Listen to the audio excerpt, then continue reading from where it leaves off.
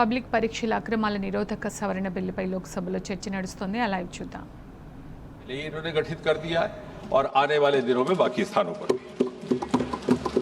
इसके साथ ही साथ अभी कल ही प्रधानमंत्री जी ने एक महत्वपूर्ण घोषणा करते हुए एक टास्क फोर्स का भी ऐलान किया है to recommend reforms to make the exams systems leak proof.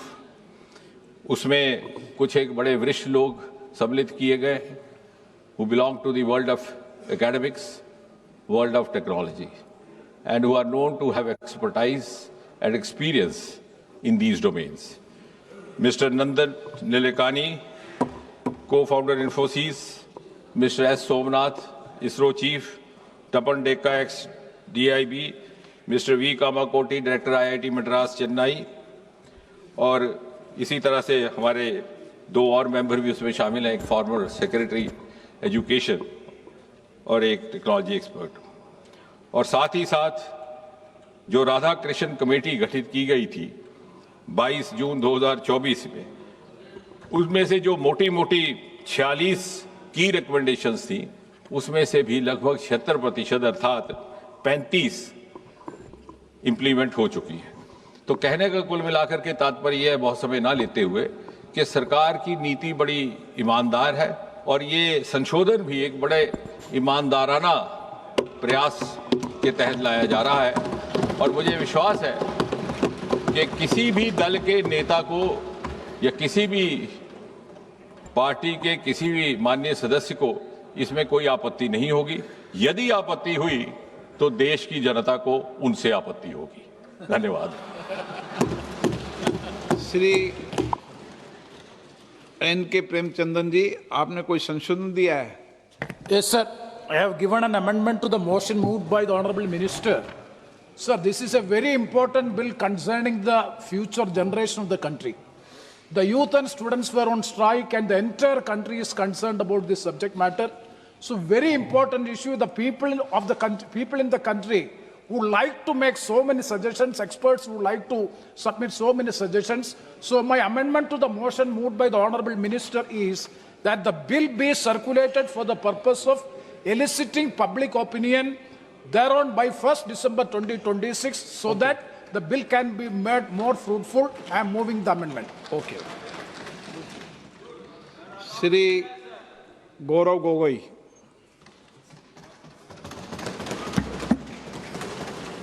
धन्यवाद अध्यक्ष महोदय। इस बिल पर प्रारंभ करने से पहले मैं आपका ध्यान असम में हुए बाढ़ और वहां पर लगभग 70 व्यक्तियों की मौत की तरफ आकर्षित करता हूं और इस सदन से बड़ी पीड़ा मन से, बड़े दुखी मन से केंद्र सरकार से असम के लोगों के लिए एक विशेष पैकेज की मैं गुजारिश करता हूं। सर, मैं शुरुआत करता हूं इस बिल से। और अभी हमने आदरणीय मंत्री जी के वक्तव्य सुना और उनके बात और इस संशोधन वाले बिल का विवरण पढ़ के साफ साफ पता चल जाता है कि ये सरकार शिक्षा विभाग को लेकर गंभीर नहीं है, सुधार नहीं लाना चाहती। ये सिर्फ एक दिखावा का बिल है, क्योंकि ये बिल एक संशोधन बिल है। आज से 2 साल पहले ये बिल लाया गया था, public examinations prevention of unfair act 2024। उस समय में भी एक यूजीसी ये नीट के 2024 के परीक्षा को लेकर पूरे देश भर में लोगों के मन में व्यापक चिंता थी। उस समय में भी इसी तरह आज जैसे मंत्री जी कह रहे हैं, सरकार ने इस बिल का इंट्रोडक्शन करते हुए ये कहा कि ये बहुत ही एक ऐतिहासिक कदम है, एक बहुत बड़ा कदम है और इससे शिक्षा विभाग सुधरेगा और इससे परीक्षा में जो पेपर लीक होते हैं अब नहीं होगा, अब किसी का साहस नहीं होगा। ऐसे कड़े दंड उस समय सरकार ने कहा कि 2024 के बिल में वो लाए हैं। तो जो 2024 के नीट यूजी पेपर लीक पे जो तहकीकात हुई, जो इन्वेस्टिगेशन हुआ, मैं पढ़ना चाहता हूं उसकी स्थिति आज क्या है, ताकि पता तो चले कि यह सरकार 2 साल पहले जो नीट परीक्षा को लेकर जो व्यापक भ्रष्टाचारी हुई, उसको लेकर यह सरकार कितनी गंभीर है। बहुत दुख के साथ मैं कहना चाहता हूं कि एक अखबार में आर्टिकल आया 2026 में कि जो 45 व्यक्ति थे जो चार्जशीट हुए थे नीट यूजी 2024 पेपर लीक के मामले में, 45 में से 44 को बेल मिल चुका है।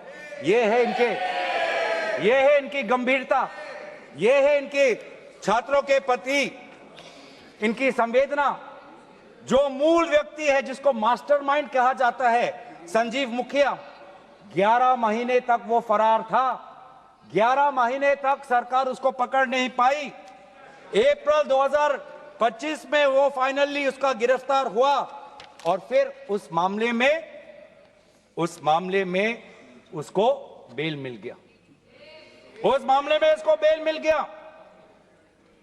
मई 6, 2025 एक दूसरे व्यक्ति रंजीत कुमार बरुआ जो करियर एकेडमी एजुकेशन ट्रस्ट के चेयरमैन है, वो बेल।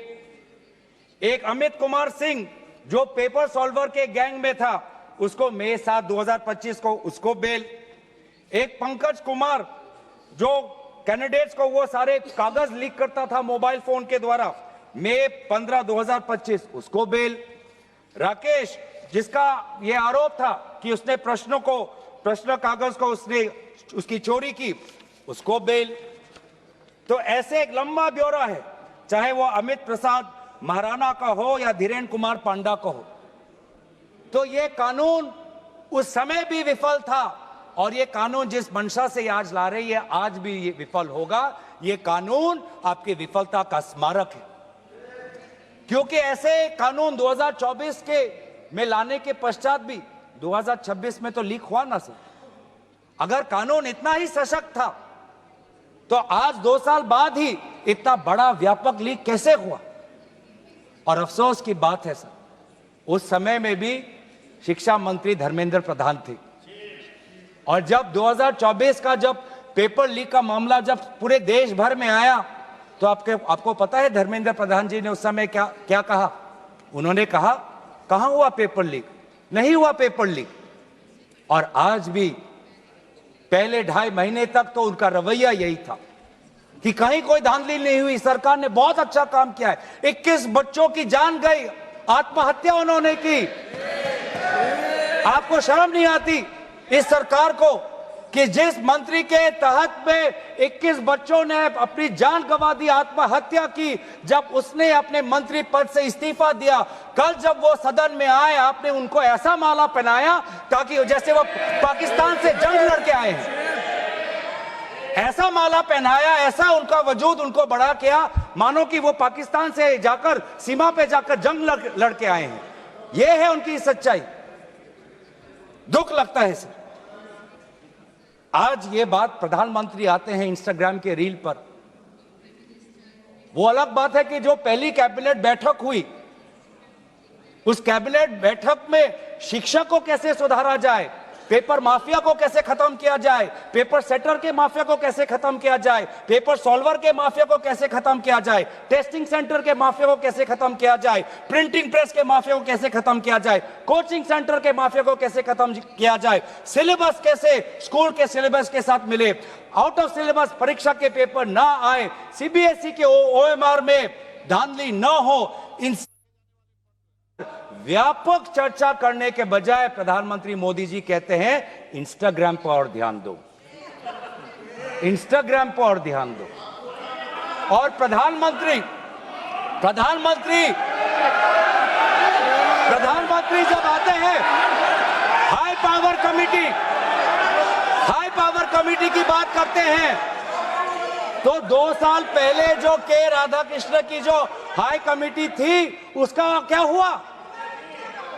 2 साल हाई कमेटी आपने गठन की, प्रधानमंत्री केंद्र सरकार के निरीक्षण में एक हाई कमेटी बनी, के राधाकृष्ण फॉर्मर इसरो के चेयरमैन।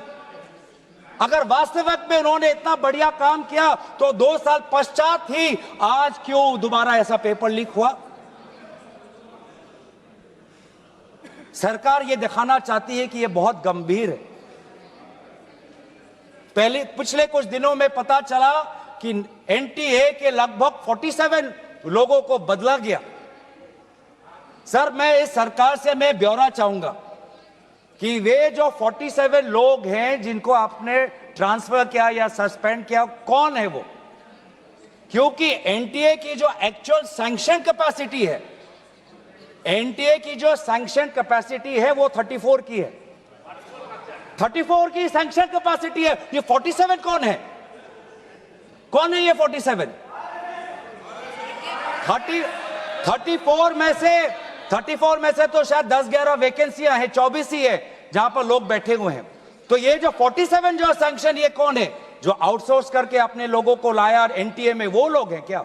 उसका ब्यौरा मिलना चाहिए। हम जानना चाहते हैं, आपने एनटीए के डीजी को बदला और एनटीए के चेयरमैन को रखा, ऐसा क्यों? ऐसा क्यों? आपको एनटीए के डीजी पर विश्वास नहीं, आपने मान लिया कि शिक्षा मंत्री धर्मेंद्र प्रधान जी का इस्तीफा होना चाहिए, आपने ये भी मान लिया, तो आपको एनटीए के चेयरमैन पे इतना विश्वास क्यों? ये हम जानना चाहते हैं। सुनाई दे रहा होगा सर, एक विशेष संगठन के साथ जुड़े हुए हैं, उसका ब्यौरा देख लीजिए, एनटीए के चेयरमैन का ब्यौरा देख लीजिए। इससे पहले वह मध्य प्रदेश के पब्लिक सर्विस चेयरमैन के वो कमीशन के चेयरमैन थे, और उस समय में भी धांधली हुई, उस समय भी धांधली हुई। उससे पहले वो छत्तीसगढ़ में भी पब्लिक सर्विस कमीशन में चेयरमैन थे, उस समय में भी धांधली हुई। ऐसे इतने धांधली से जुड़े हुए व्यक्ति को आज भी इतने पेपर लीक होने के पश्चात भी आपकी सरकार बचा रही है। आपकी सरकार बचा रही है। जिस एनटीए के द्वारा 21 बच्चों ने आत्महत्या की, आज भी वो चेयरमैन बचा हुआ है। क्यों? क्योंकि वो एक विशेष संघ के साथ जुड़ा हुआ है। और यही दर्शाता है कि आप शिक्षा विभाग में आप सुधार नहीं चाहते, क्योंकि आरएसएस के लिए शिक्षा विभाग बहुत ही महत्वपूर्ण विभाग है, महत्वपूर्ण विभाग है। मैंने कोई असंसदीय बात नहीं की। आरएसएस के लिए शिक्षा विभाग बहुत महत्वपूर्ण विभाग है, और इसीलिए हम देखते हैं, चाहे यूनिवर्सिटीज के वाइस चांसलर्स के अपॉइंटमेंट में हो, कॉलेज के प्रिंसिपल के अपॉइंटमेंट में हो, जब फैकल्टी की बदली होती है उसमें हो, चाहे आउटसोर्सिंग में हो, हर चीज में हम देखते हैं कि जो जिन यूनिवर्सिटी की कल्पना पंडित नेहरू ने एक साइंटिफिक टेम्पर के द्वारा उन यूनिवर्सिटीज के एक सपना देखा था, आज उन्हीं यूनिवर्सिटीज में क्वालिटी पर ध्यान नहीं दिया जा रहा। आप शिक्षा के माध्यम से इस पीढ़ी को आने वाले चुनौतियों के लिए तैयार नहीं कर रहे। आप शिक्षा के माध्यम से इस पीढ़ी के लोगों को आने वाले समय में आपके दल के सदस्य बने, आपको वोट दे, उसके लिए आप एक माहौल बना रहे हो। यह है आपके लिए शिक्षा का उद्देश्य, यह है शिक्षा का उद्देश्य। और हमने देखा कि वे जो संस्थाएं, चाहे वो आईआईटी हो, चाहे जेएनयू हो, चाहे डीयू हो, देश भर से माता पिता अपने बच्चों को बोल रहे कि जाओ दिल्ली जाओ, अगर दिल्ली नहीं जा सकते तो बॉम्बे जाओ, बिहार में जाओ, लेकिन धरना प्रदर्शन करो। आज शिक्षा की बात है, आपको अपना भविष्य आपको बचाना है। मैं नहीं जा सकता, पर मेरी आशीर्वाद तुम्हारे साथ है। एक मां ने एक आशीर्वाद के साथ अपनी बेटी को भेजा, एक बाप ने अपने बेटे के पीठ पे थपथपाकर उसको जंतर मंतर पे भेजा, और डीयू, आईआईटी, जेएनयू कहती है आप मत जाओ। छात्रों को कहती है अगर आप जाओगे तो आपके करियर पर प्रभाव बन सकता है। यह है शिक्षा की संस्थाएं। ऐसे हम आने वाले चुनौतियों के लिए हम भारत का निर्माण करेंगे, अपने युवाओं को हम उनको ताकत देंगे। इसीलिए अगर एक बात इस पूरे घटनाक्रम से निकलती है वो ये है कि आज शिक्षा में ये इस बिल से, जिसमें आपने पेनल्टीज बढ़ा दिए, पनिशमेंट बढ़ा दिए, इससे हमारा शिक्षा विभाग नहीं सुधरेगा। राहुल गांधी जी बार बार कहा कि धर्मेंद्र प्रधान जी सिर्फ एक मुखौटा है आपके शिक्षा विभाग का। आपकी शिक्षा के प्रति जो आपकी जो नीति है वो सिर्फ उसका एक चिन्ह है, एक सिंबल है। उनके हटने से भी शिक्षा में सुधार आएगा। आज भी ना बच्चों को विश्वास आता है इस बात पर, ना हमें इस बात पर विश्वास है।